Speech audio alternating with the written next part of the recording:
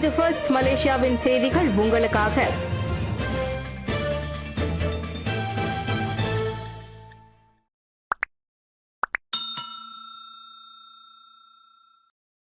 EPF மூன்றாவது கணக்கிலிருந்து 15 billion ringgit நிதி எடுக்கப்பட்டுள்ளது.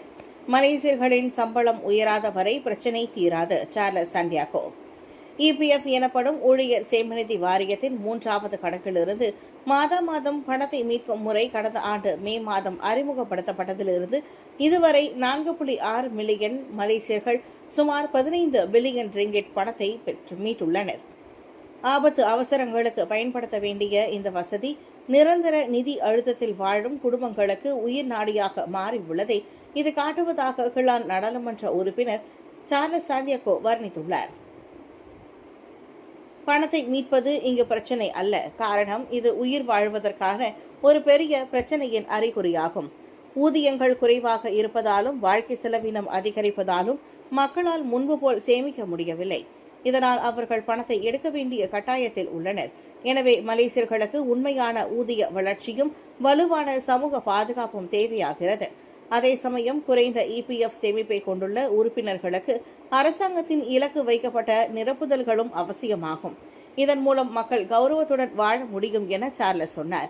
அடிக்கடி EPF சந்தா விகிதங்களை நாம் மாற்றிக்கொண்டிருக்க முடியாது. மாறாக பிரச்சனையின் மையத்திலிருந்து நாம் அதனை சரி செய்ய வேண்டும். அதாவது மலேசியர்கள் பணத்தை சேமிக்க அவர்களுக்கு போதுமான ஊதியம் வழங்கப்படவில்லை என்பதே உண்மை என அவர் சுட்டிக்காட்டினார். கண்டங்கள் கடந்த பக்தி. அமெரிக்காவில் புதிய காருக்கு அசத்தலாக பூஜை செய்து வைரலான ஆப்பிரிக்க இந்து பூசாரி. அமெரிக்காவில் ஆப்பிரிக்க வம்சாவளியை சேர்ந்த ஒரு இந்து பூசாரி புதிய வாகனத்திற்கு ஆசிர்வாதம் கோரும் பாரம்பரிய கார் பூஜையை கச்சிதமான உச்சரிப்புடன் செய்யும் வீடியோ வைரலாகியுள்ளது. சம்ஸ்கிருத ஸ்லோகங்களை அவர் அசத்தலான துல்லியத்துடன் ஓதுவது ஆச்சரியத்தை ஏற்படுத்தியுள்ளது. குறை சொல்ல முடியாத அளவுக்கு அவர் மந்திரங்களை உச்சரிப்பதும் இந்து சடங்குகளை நேர்த்தியாக செய்வதும் வலைதளவாசிகளை பிரமிக்க வைத்துள்ளது. இதனிடையே வைரலான இவரது காணொலிக்கு இந்தியாவில் நகர்ப்புற மக்களை விட இந்த ஆப்பிரிக்க பூசாரியின் உச்சரிப்பு சிறப்பாக உள்ளது போன்ற கருத்துகள் குவிந்து வருகின்றன. இதுபோன்ற தருணங்கள் இந்து மரபுகளின் உலகளாவிய ஈர்ப்பை உணர்த்துவதோடு பக்தி என்பது எல்லைகள் கடந்தது என்பதை பறைசாற்றுவதாகவும் வலைதளவாசிகள் கருத்து தெரிவித்துள்ளனர். லிவர்பூலில் நடைபெற்ற 2025 பிரிட்டிஷ் சதுரங்க சாம்பியன்ஷிப் இறுதி சுற்று. 10 வயது சிறுமி போதனா சிவானந்தன் கிராண்ட் மாஸ்டரை வீழ்த்தி புதிய சாதனை. சமீபத்தில் லிவர்பூலில் நடைபெற்ற 2025 பிரிட்டிஷ் சதுரங்க சாம்பியன்ஷிப் இறுதிப் போட்டியில் 60 வயதான கிராண்ட் மாஸ்டர் பீட்டர் வெல்ஸை வீழ்த்தி 10 வயது சிறுமி கிராண்ட் மாஸ்டரை தோற்கடித்த புதிய வரலாற்று சாதனை படைத்துள்ளார். மிக சிறிய வயதில் கிராண்ட் மாஸ்டரை வீழ்த்தி அமெரிக்க வீராங்கனை காரிசா இப் 2019 படைத்த சாதனையை இச்சிறுமி முறியடித்திருக்கின்றார். கோவிட்-19 காலகட்டத்தில் அவரது பெற்றோருக்கு சதுரங்க விளையாட தெரியாத போதிலும் அச்சிறுமியின் அபூர்வ திறமை வெளிப்பட தொடங்கியதை அவர்கள் கண்டறிந்தனர். துல்லியமான நகர்வுகள் மூலம் தோல்வி அடையும் நிலையிலிருந்து வெற்றி கண்டு கிராண்ட் மாஸ்டர் பட்டத்தை அவர் உறுதிப்படுத்தியுள்ளார். சதுரங்க சர்வதேச கூட்டமைப்பு பெண் கிராண்ட் மாஸ்டர் பட்டத்திற்கு பிறகு பெண்களுக்கான இரண்டாவது மிக உயரிய பட்டமான பெண் சர்வதேச மாஸ்டர் பட்டத்தையும் சிறுமிக்கு வழங்கியுள்ளது. சதுரங்கத்தில் கிராண்ட் மாஸ்டர் பட்டம் என்பது மிக உயர்ந்த பதவியாகும் என்பதும் குறிப்பிடத்தக்கது. பண்டார்பாரு நீலாயில் டோல் சாவடியில் சீரமைப்பு பணிகள் நாளை இரவு 10 மணி முதல் தற்காலிக மூடல். வடக்கு தெற்கு நெடுஞ்சாலையில் 283.80 கிலோமீட்டரில் பந்தார்பாரு நீலாய் டோல் சாவடியில் பிளஸ் நெடுஞ்சாலை மலேசிய பிரெஹத் சாலை சீரமைப்பு பணியை மேற்கொள்ளவிருக்கிறது. இதனால் நாளை சனிக்கிழமை இரவு 10 மணி முதல் அந்த சாலை மூடப்படும்.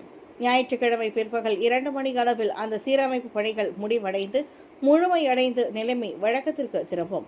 இதனை முன்னிட்டு பந்தார்பாரு நீலாய் டோல் சாவடிக்கு நுழையும் சாலையில் கனரக வாகனங்களுக்கான ஒரு தடம் தற்காலிகமாக மூடப்படும்.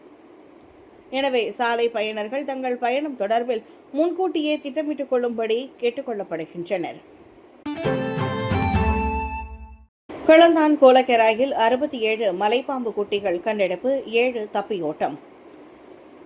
நேற்று கிளந்தான் கோலக்கெராயில் கம்போங் கெத்தாக் கோகவில் மலைப்பாம்பு கூட்டிலிருந்து 67 குட்டிகள் கண்டெடுக்கப்பட்ட நிலையில் 60 பாம்புகள் வெற்றிகரமாக பிடிக்கப்பட்டன. எஞ்சிய 7 காட்டிற்குள் தப்பியுள்ளது. அப்பகுதியில் கால்நடைகளை எடுத்து செல்ல வந்த விவசாயி 7.3 மீட்டர் நீளமும் 200 கிலோ எடையும் கொண்ட ஒரு மலைப்பாம்பை கண்டுள்ளார். முட்டைகளை சேகரிக்கும் வேளையில் அவை அனைத்தும் குஞ்சு பொரித்தன என்றும் இதில் 7 குட்டிகள் அருகிலுள்ள புதர்களுக்குள் தப்பிச் சென்றன என்றும் அறியப்படுகின்றது. பிடிக்கப்பட்ட அனைத்து மலைப்பாம்பு குட்டிகளும் தீயணைப்பு மீட்பு நிலையத்திற்கு கொண்டு வரப்பட்டு பின்னர் காட்டில் உள்ள இயற்கை வாழ்விடங்களில் விடப்படும் என தீயணைப்புத்துறை செயல்பாட்டு தலைவர் முகமது ஹம்தன் மஹாதி தெரிவித்தார். பெரியவர்களாக ஆள்மாறாட்டம் செய்யும் சிறார்களை அடையாளம் காண ஏஐ உதவியை நாடும் யூடியூபில் பெரியவர்கள் போல் ஆள்மாறாட்டம் செய்யும் குழந்தைகளை கண்டறிய அந்த வீடியோ பகிர்வு தளம் ஏஐ அதிநவீன தொழில்நுட்பத்தை பயன்படுத்த தொடங்கியுள்ளது. தொடக்கமாக அமெரிக்காவில் இப்புதிய பாதுகாப்பு அம்சம் அறிமுகப்படுத்தப்பட்டுள்ளது. பார்த்த வீடியோக்களின் வகைகள் மற்றும் யூடியூப் கணக்குகளின் நீண்ட ஆய்வுகள் உள்ளிட்ட பல்வேறு அம்சங்கள் அடிப்படையில் பயனர்களின் வயதை கணக்கிட இயந்திர கற்றல் எனப்படும் ஏஐயின் பதிப்பு பயன்படுத்தப்படுகிறது. கணக்கில் உள்ள பிறந்த நாளை பொருட்படுத்தாமல் இந்த தொழில்நுட்பம் ஒரு பயனரின் வயதை கணித்து அவரின் வயதுக்கு ஏற்ற உள்ளடக்கங்களையும் பாதுகாப்பான அனுபவங்களையும் வழங்கும் என யூடியூப் இளைஞர் உள்ளடக்க மேலாண்மை இயக்குநர் ஜேம்ஸ் பெசார் கூறினார். இதனை சிறிது காலமாகவே மற்ற சந்தைகளில் பயன்படுத்தி வருவதாகவும் எதிர்பார்த்தபடியே அது சிறப்பாக செயல்படுவதாகவும் அவர் சொன்னார். சுருக்கங்கூரின் பயனர் வயதை தோராயமாக கணக்கிடும் இந்த தொழில்நுட்பமானது ஏற்கனவே உள்ள வயது மதிப்பீட்டு மாதிரியை மேம்படுத்துகிறது.